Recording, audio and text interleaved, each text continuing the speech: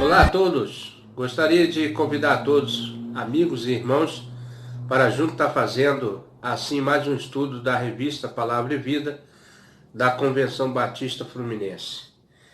E nós vamos estudar hoje a lição 11 e tem como autor dessas lições o pastor Isaltino Gomes Coelho Filho, saudoso pastor, que agora já está com o Senhor na glória.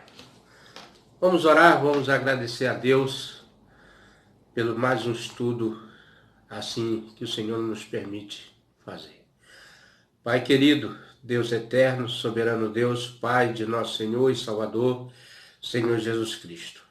Aqui estamos, Senhor, com esse propósito de levar a sua palavra através do ensino, Senhor, ensino bíblico a Deus, que todos possam ter conhecimento e ter entendimento assim da sua palavra. Ajuda-nos, ó Deus, que possamos sempre estar na direção do Espírito Santo de Deus. Amém. Meus irmãos, meus amigos, então nós estaremos estudando a lição 11. Essa lição tem como texto bíblico Romanos 12. O título da lição, Uma Contracultura em um Mundo Perdido. E vamos ler agora o texto bíblico que está em Romanos 12, que diz assim: Rogo-vos, pois, irmãos, pela compaixão de Deus, que apresentei o vosso corpo em sacrifício vivo, santo, agradável a Deus, que é o vosso culto racional. E não vos conformeis com este mundo, mas transformai-vos pela renovação do vosso entendimento, para que experimenteis qual seja a boa, agradável e perfeita vontade de Deus. Porque pela graça que me é dada, digo a cada um dentre vós que não saiba mais do que convém saber, mas que saiba com temperança, conforme a medida da fé que Deus repartiu cada um. Porque assim como em um corpo temos muitos membros, nem todos os membros têm a mesma operação. Assim nós, que somos muitos, somos um só corpo em Cristo, mas individualmente somos membros uns dos outros. De modo que temos diferentes dons, segundo a graça que nos é dada, se é profecia, seja ela segundo a medida da fé, se é mistério, seja ministrar-se e haja se ensinar, haja dedicação ao ensino. O que exorta, use esse dom e exortar. O que reparta, faça com liberalidade. E o que preside com cuidado, o que exercita misericórdia com alegria.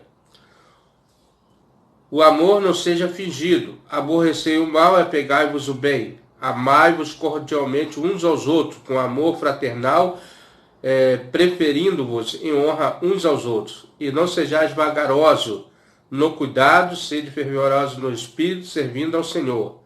Alegrai-vos na esperança, sede pacientes na tribulação, perseverai na oração, comunicai com os santos as suas necessidades e segui a hospitalidade. Abençoai os que vos perseguem, abençoai e não amaldiçoeis. Alegrai-vos com os que se alegram, chorai com os que choram, sede unânimes entre vós. Não ambicioneis coisas altas, mas acomodai-vos às humildes e não sejais sábios em vós mesmos. Ninguém torneis mal por mal, procurai as coisas honestas perante todos os homens. E se for possível, quando estiver em vós, tende paz com todos os homens. E não vos vinguei a vós mesmos, amados, mas dá lugar à ira, porque está escrito: minha é a vingança, e eu recompensarei, diz o Senhor. Portanto, se o teu inimigo tiver fome, dá-lhe de comer. Se tiver sede, dá-lhe de beber. Porque fazendo isso, amontoarás brasas de fogo sobre a sua cabeça. Não te deixe vencer do mal, mas vence o mal com o bem. Então assim nós temos acabado de fazer a leitura do texto. Diz assim o autor da revista, o pastor Isaltino, ele coloca aqui: John Scott, um dos seus livros, chamou o evangelho de contracultura, Esse autor desse livro, John Scott, ele colocou nesse texto. Segundo ele, os cristãos devem viver em oposição à cultura do mundo. Então quer dizer que nós vamos contra os ensinos do mundo, né? Contra a cultura, né? Este está sob o domínio do maligno e nós não somos, nós somos de Deus. Então quer dizer, todo o sistema mundano está sobre o domínio do maligno, né? E além isso está baseado em 1 João 5,19, depois os irmãos podem conferir. Além da cultura do mundo, há também uma teologia do mundo, aceita por alguns setores da igreja, alguns crentes. Então, além de ter essa cultura, alguns, né, também adotaram essa teologia também, né? E acha que a igreja deve ser amiga do mundo. Quer dizer, está ali surfando nos conceitos do mundo, né? Aceitando todas as coisas.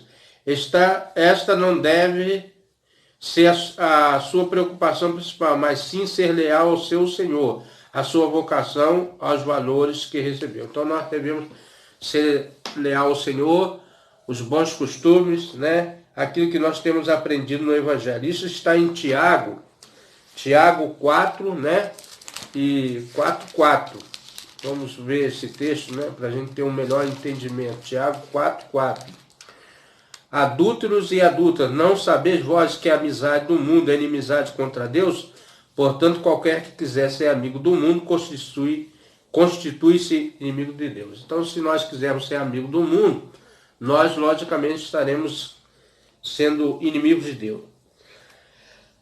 Há hoje muita gente fascinada pelos valores do mundo, diluindo a mensagem de Jesus para torná-la mais suave. Então, quer dizer, as pessoas não querem falar a verdade para não contrariar assim as pessoas, né? E tem uma palavra suave. A preocupação com mega igreja tem levado alguns a esquecer que a igreja deve ser, antes de tudo, lealdade a Jesus e seu evangelho. Somos uma contracultura em um mundo perdido. Não que devemos nos portar arrogantemente, mas que devemos ser santos e não enamorados do mundo. Então, a santidade quer dizer separados, né? Somos santificados, somos separados do pecado e somos separados para Deus. Primeiro ponto de partida, né? Aqui a teologia, essa teologia de Paulo que fala sobre a teologia eclesiástica, né? O ponto de partida. Partamos de Romanos 12, 1, 2, que já foi falado aqui, né? Romanos 2, né? Romanos 12, 1, 2, que diz assim: rogamos-vos, pois, irmãos, pela compaixão, né? Deixa eu botar aqui rapidinho. Rogo-vos, pois, irmão, pela compaixão de Deus, que apresentei o vosso corpo em sacrifício vivo, santo, agradável a Deus, que é o vosso culto racional. Esse é o verdadeiro culto, né? Que nós te colocamos diante de Deus, ali, irrepreensíveis, santificados, né? Separados para o culto racional ao nosso Deus. E não vos conformei com este mundo, mas transformai pela renovação do entendimento, para que experimentei qual seja a boa, né, agradável e perfeita vontade de Deus. A boa e perfeita e agradável vontade de Deus. Qual seria? Um culto racional a Deus, né? Após expor o conteúdo do Evangelho até o capítulo, aqui está capítulo, mas eu creio que é o versículo 11, né? Que diz, não sejais vagarosos no cuidado, sejam fervorosos no espírito, servindo ao Senhor. E Paulo trata de ética, 12:1. Começa com, pois, o grego é oium, uma partícula conclusiva, com sentido de portanto, né? O que se segue é a sequência do anterior, por tudo que foi dito, o conteúdo do Evangelho. Deve-se viver de uma maneira. Então, quer dizer que Paulo está falando que nós temos que ter um comportamento só, viver de uma maneira, uma maneira que creia no Evangelho, que tenha consistência naquilo que nós cremos. Primeiro, a teologia do credo, depois da conduta, né? Como que nós se conduzimos diante de uma sociedade. E o que uma pessoa crê afeta a sua maneira de ser. Então, não é crer só, mas em que você crê. Da onde está depositada a sua fé, né? O seguidor de Jesus não vive como o mundo, não vive como o mundo sem Jesus vive. Está em Efésios 4, 18 e 19. Vamos ler esse texto, né? Efésios 4, 18 e 19, que diz assim: entenebrecido no entendimento, separado da vida de Deus, pela ignorância que há neles, pela dureza do coração. Então as pessoas estão separadas de Deus pela dureza do coração, ou entenebrecido ou com as mentes fechadas ou escuras, né?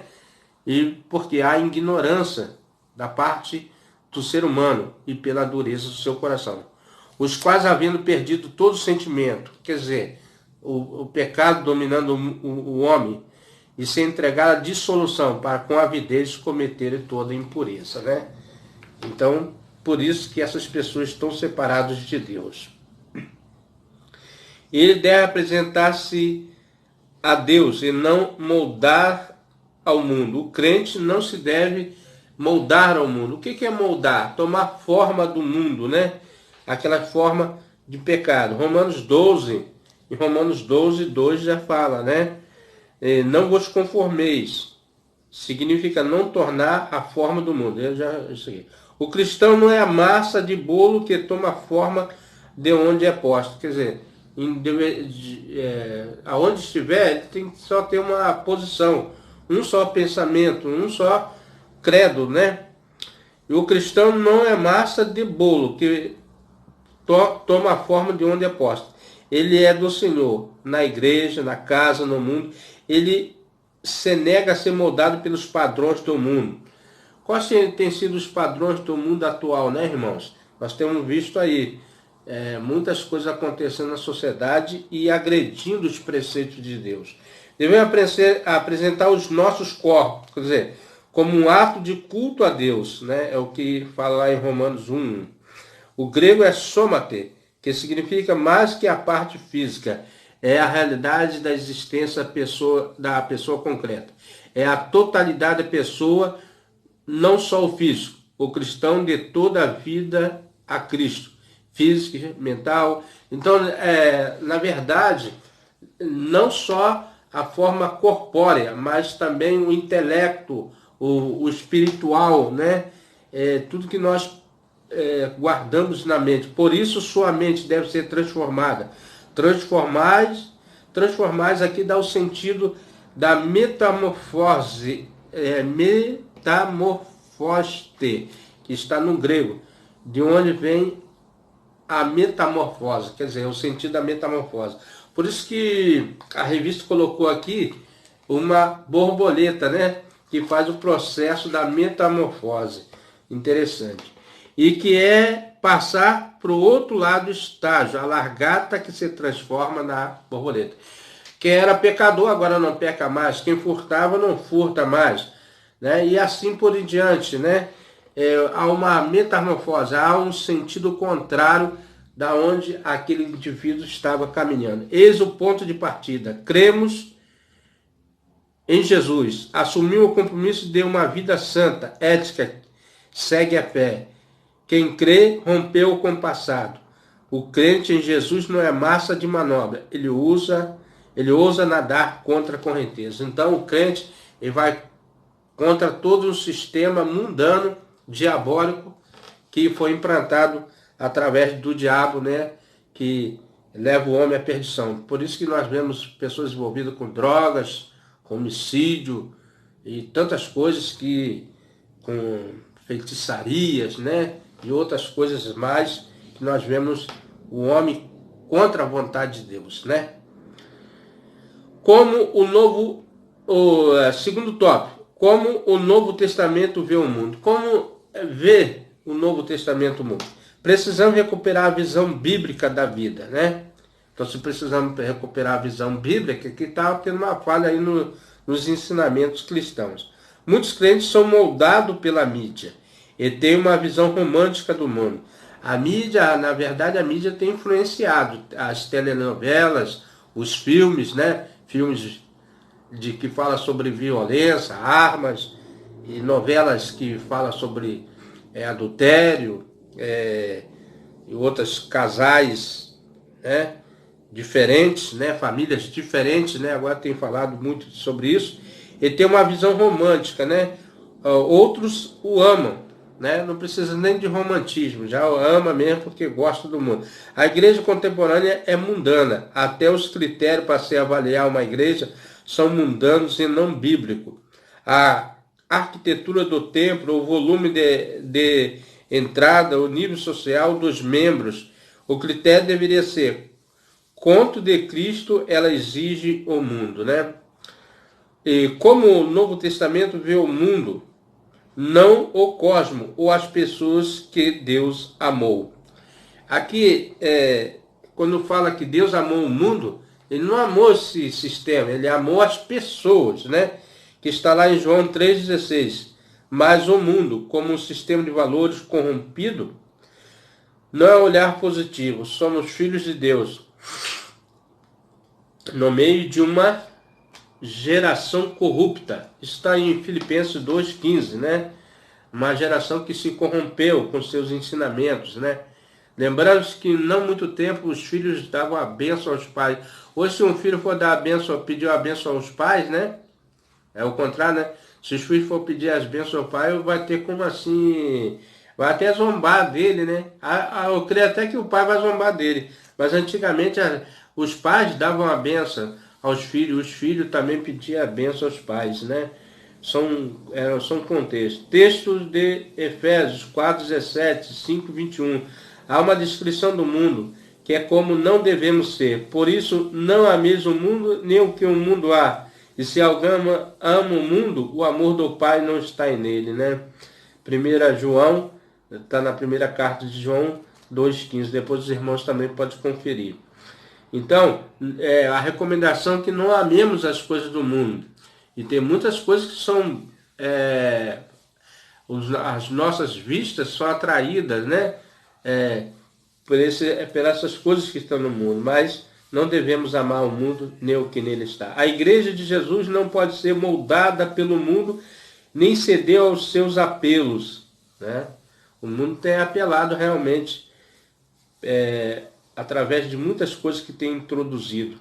E muitas coisas têm se introduzido na igreja. É só nós parar e prestar bastante atenção do que tem entrado nas igrejas. Igrejas amigas do mundo é perigosa. Não devemos ser beligerantes. Aí eu estive procurando ver o que é beligerantes, que faz guerra, ou está em guerra, ou que está em luta, né?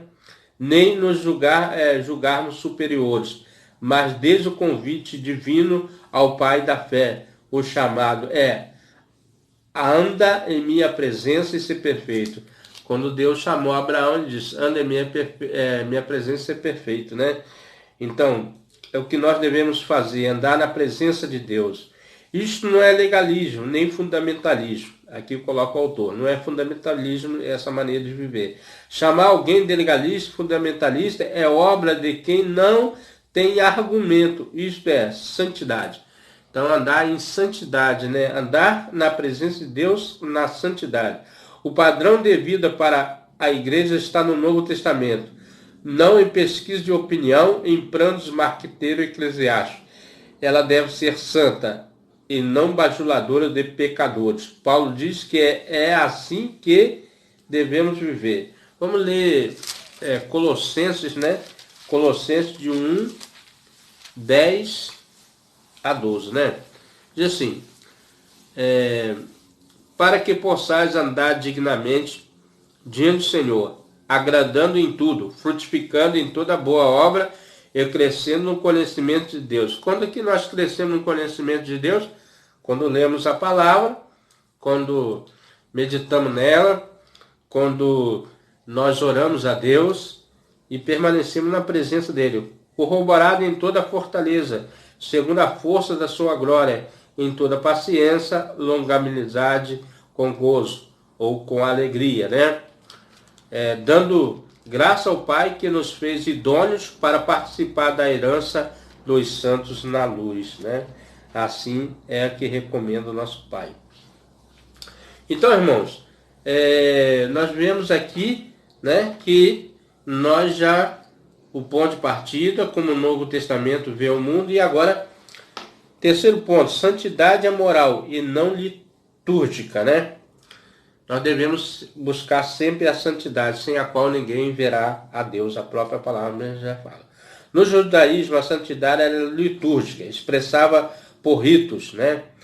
E no evangelho é moral. Então, a diferença do judaísmo aqui, era aqueles rituais que eles faziam, aqueles costumes, né? As festas solenes, aquelas tradições todinhas. Mas nós não. Nós temos ponto expressar os ritos no evangelho moral, né? Que é certo, que é errado, na ética, né? Ser santo não é adotar postura no culto, é ter uma moral sadia. A santidade se liga ao caráter, né? Moldar o caráter é igual ao caráter de Deus, né? E aqui vale muitas coisas para ter um caráter de Cristo, né? Há uma série de declarações de Paulo que pode ser chamado eres e sois. Os irmãos percebem que essa palavra eres e sois está colocando no passado e no presente aqui, né? Elas mostram que o que éramos antes da conversão. Quem nós éramos, né? Pessoas más, pessoas que não tinham crédito nenhum, né? Pessoas totalmente desprovidas do caráter de Cristo. Mas a partir do momento que agora somos, entre algumas passagens eres, que mostram o nosso passado e como não mais devemos ser. Em Romanos 6, né, irmãos? Vamos lá, em Romanos 6, rapidinho aqui. Nós vamos ver aqui Romanos 6, 20 e 21. Diz assim: porque quando eres servos do pecado, estava livre da justiça, e que o fruto tineis então das coisas que agora vos envergonhais, porque o fim delas é a morte, né? Romanos 6, 20 e 21. Aí tem outros textos, né, que depois os irmãos podem assim estar estudando. 1 Coríntios 6, 9, 11, 12, versículo 2, Efésios 5, 8 e Colossenses de 1 a 21. Veja-se ainda 1 Pedro 4, 3, entre as passagens sois e estão. Quer dizer, esses aqui são os versículos que está dizendo que tem essa colocação, sois, né? Estão em Romanos 1, 6, 1 Coríntios 1, 30, 31, 3, Romanos 3, 16, 17, Romanos 5, 5, 7, Romanos 6, 19 e 20, Efésios 2, 19 a 22, e Efésios 5, de 1 a 8, e 1 Tessalonicenses de 5, versículo 5. O exame dessas passagens mostra que a conversão é um divisor de águas na vida moral da pessoa. Mudou seu destino final. Então houve uma mudança, né? Como já tinha falado antes. Aquele que pecava não peca mais. Aquele que roubava não rouba mais. Aquele que adulterava não adultera mais. Há uma mudança, uma metamorfose, né?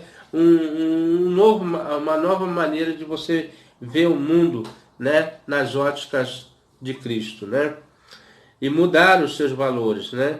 Quem aceita Cristo tem um novo jeito de viver. Olha só, o comportamento do mundo não é sadio. E nós vemos aí pelas as coisas que acontecem no mundo, né? São muitas coisas que não agradam a Deus. Podemos nos acostumar com o adultério, o roubo, o homossexualismo, violência, porque a mídia deseja essas coisas. A todo instante, né, irmão? A mídia está influenciando as pessoas nessas atitudes, né? E porque a mídia deseja essas coisas, ó, em nossas casas e nos anestesiam, né? Anestesiar quer dizer, coloca você dormente com todos esses ensinamentos que eles querem propagar para a vida das pessoas, né? Mas elas são pecado, olha só. O que é pecado, irmão? Pecado é uma agressão a Deus. Pecado é errar o alvo, né? É um sentido de erro. Mesmo que as leis humanas autorizem e punam quem as combatam, elas são pecado. A Bíblia diz que são pecado. Olha só, a Bíblia diz. Se você crê na palavra de Deus, você tem certeza que aquilo é pecado, né? Não é o que um estudo científico vai falar. Não. Eu creio que a Bíblia é a palavra de Deus. A Bíblia não contém a palavra de Deus, né? A santidade é moral e não gestual, como levantar as mãos ou de volume nos cânticos, né? Viu como é que é? Não é gestual, mas sim moral. O que é moral, irmão? Moral é ética, né? Moral está dentro do nosso caráter, né? E a santidade é caráter de acordo com o padrão bíblico. Por isso que ela é moral, né? Porque você toma os padrões de Deus para a sua vida, né? Os padrões de Cristo. Quarto ponto, santidade é relacional e não mística, né? Olha só, na Idade Média havia os santos no poleiro. Até esse nome aqui, os santos no poleiro, é meio estranho, né? Mas os irmãos vão entender. Era a pessoa que subia em uma plataforma sobre um alto poste e ali ficava anos a fio, né? E alguns, quando retirado, tinham os membros inferiores atrofiados, né? Porque aquilo era um ritual que eles faziam, né? Isolados do mundo, vivia de comida que lhes dava e ficava ao relento. Eram inúteis à sociedade. Santos no puleiro não ajudam o mundo em nada, né? Espero que você não seja um desses santos no puleiro, né? Um cristão. Vivemos em um mundo altamente individualista. Olha só o que é o mundo, né? A lei dos gestos. Já ouviram falar a lei dos gestos, né? Só que é vantagem. Na cultura atual, chamada pós-moderna, nossa cultura, né? Prevalece o indivíduo sobre o coletivo. Nós estamos visto aí, irmão, principalmente nessa pandemia, né? Que poderia até dar outro nome, né? Mas você vê que a corrupção sai solta, não pensa no coletivo, né? E muita ganância ainda existe no coração. Ainda com toda essa enfermidade que está acontecendo no mundo, tem pessoas que não vão mudar a sua maneira de viver porque são egoístas, né? São egocêntricas e só pensam no individualismo. Somos uma sociedade fragmentada, ó, fragmentos, né? Despedaçada, né? Em que cada um busca o seu interesse. Quantas pessoas, né, têm buscado seu próprio interesse? Em um mundo mesquinho, verdade. A igreja é uma comunidade, não é um bando de solitário. Bando, quando você fala bando, você lembra alguma coisa não muito boa, né? Um bando, né? Um ajuntamento. Não, nós não somos um ajuntamento, e nem de solitário. Deus faz que o solitário viva em família. Nós somos uma família, né, irmãos? Em Cristo nós nos tornamos a família de Deus, né? Em Salmos 2,6 que vai falar sobre isso, que não somos solitários, mas vivemos em família, né? Isso acontece na igreja, somos postos como família, para nos relacionar um com o outro. Por que nós estamos na igreja? Para nós convivermos com as pessoas, né? Tem pessoas que têm um gênio difícil, mas ali ele vai tentar conviver com aquelas pessoas, né? Dentro de um casamento também, muitas coisas acontecem, então você tem que saber a dosagem também para não estragar o seu relacionamento, tanto familiar como na sociedade, porque a criança vai à escola para familiarizar com a outras crianças, aprender com outras crianças, e nós aprendemos uns com os outros, né? Na igreja, nos agrupamos com pessoas para exercitarmos a fé, viu? E aprendemos uns com os outros, aperfeiçoamos uns com os outros e recebemos a força para vivermos no mundo, né? A igreja tem essa função, um ajudar o outro, um fortalecer na fé, que seja financeira, que seja espiritualmente, né? Mas a função da igreja é que quando um cair, o outro esteja ali para levantar, né? Então, vivemos em grupo, exercemos a fé em grupo e vivemos no mundo como cristãos. A vida cristã não é vida no poleiro, né? Mas bondade nas relações. Isso está em Efésios 4, 32. Vamos ver para a gente ter o sentido do texto, né? É bom a gente... 4:32 que diz assim: antes sedes um para com os outros benignos, misericordiosos. Quando que você aprende a misericórdia, irmão? Quando alguém vem, te fere, te ofende, mas você benignamente, você é misericordioso com aquela pessoa quando ele necessita, né? Perdoando-vos uns aos outros, como também Deus nos perdoou em Cristo. A maior coisa que o homem tem é o perdão, se ele for fiel nisso, né? Nessas coisas. E disse, o amor cristão não busca seus próprios interesses. Em 1 Coríntios 13, também nós vamos ler isso aqui, 1 Coríntios 13, né? Isso aqui eu acho que fala da excelência do amor, né? Coríntios 13, eu gosto muito disso aqui, que fala sobre a supremacia da excelência do amor. Coríntios 1 Coríntios 13, 5, que diz assim: e não se importa com a indecência, não busca seus interesses, não se irrita, não suspeita mal, né? O amor, isso é o amor, não suspeita mal. Volte-se para os outros. A igreja de Jerusalém e Barnabé nos mostra isso, que está lá em Atos, né? Atos dos Apóstolos, está em Atos dos Apóstolos, que diz assim, Atos dos Apóstolos 4, 32 a 37, né?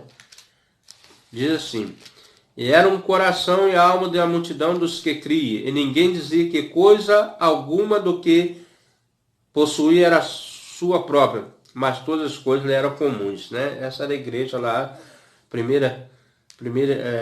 lá do início, né? Primitiva, a igreja primitiva. Os apóstolos davam com grande poder testemunho da ressurreição do Senhor Jesus. Em todos eles havia abundante graça, né? Não havia, pois, entre eles necessitado algum. Olha só, interessante, porque eles sabiam dividir o que tinha, né? Porque todos que possuíam herdade e as casas vendendo traziam ao preço que foram vendidos e depositavam aos pés dos apóstolos, né? Que igreja, né? Sim. E repartia cada um segundo a necessidade que cada um tinha. Então José, cognominado pelos apóstolos, Barnabé, que traduzido é filho da consolação, levita natural de Chipre, possuindo uma herdade, vendeu e trouxe o preço e depositou aos pés dos apóstolos. Então os irmãos veem que a igreja era costume da igreja repartir com cada um deles. Os crentes devem ter vida entrelaçada, sendo responsáveis uns pelos outros, como se vê em 2 Coríntios 8, 5, né? Depois os irmãos também podem ler esse outro texto aqui. Então, irmão, entrelaçado, né? Quando você faz aquelas tranças, né? Está entrelaçado, está ligado. Não tem como desgrudar, não tem como separar. Então, o crente, a fé cristã tem que ser assim. Muita gente levanta um poleiro espiritual no culto, onde canta, louva, ora, mas não se envolve, né? Aqui ele está chamando a atenção, o autor está chamando a atenção dessas pessoas que têm esses dons, mas não estão envolvidas na obra do Senhor, com os necessitados, nem com a obra do reino em geral. Essa santidade mística é desvirtuada, né? Esse tipo de coisa, né? Santidade é relacional, quer dizer, você tem que ter relação, né? Comunhão, não intimista, apenas eu e Deus. Sou eu, Deus e meu próximo. Quer dizer, é Deus, ele e o próximo, não eu e Deus, né? Separados só. né? E diz assim: isto é a igreja, Deus e nós, não Deus e eu. Isto é santidade, relações corretas com Deus e com o próximo. Quando saímos do culto, fortalecido pela comunhão com Deus e com os irmãos, vamos ao mundo testemunhar nossa fé. Saímos da igreja, continuamos igreja, participando, testemunhando do amor que Cristo fez por nós. O caráter cristão, prova da nossa fé, se vê em nossas relações, mostra misericórdia, apoio aos fracos, né? Aí tem aqui o texto de Romanos 15:1, 1 Tessalonicenses 5:14. Retidão na vida é melhor ser ingênuo, ultrapassado, do que ser cruel e frio como o mundo. Deus vê e julga, né? Então, irmãos, na verdade, o autor ele trouxe os ensinamentos do apóstolo Paulo, falando aqui muitas coisas, né? A santidade moral, litúrgica, a santidade relacional, mística, né? E para pensar e agir, nós já estamos indo para o ponto final, né? Não estejamos em guerra com o mundo, mas nós devemos amá-lo ou cortejá-lo. Nosso amor é a Deus. Não devemos amar o mundo, nem cortejá-lo, mas o nosso amor está com Deus. A solidariedade é uma das marcas da fé cristã. Sem ela, apenas conversa oca. Santidade não são palavras, são atitudes e gestos, e o mundo precisa ver. Então, nós temos que ter ousadia, né, para falar do amor de Deus. Que ensino maravilhoso, né, irmão? É aquilo que nós fazíamos, praticávamos, agora, né? Muito bom. Meu amigo, meu irmão, se você tem gostado desses estudos, venha conosco, né? Assim que o Senhor possa nos estar sempre nos abençoando, que você possa se sentir edificado com esse estudo do nosso amado pastor Exaltino Gomes Coelho Filho, que trouxe esse ensinamento da revista Palavra e Vida da Convenção. E assim nós ficamos aqui. E se você tem gostado, venha conosco até o próximo estudo. Amém.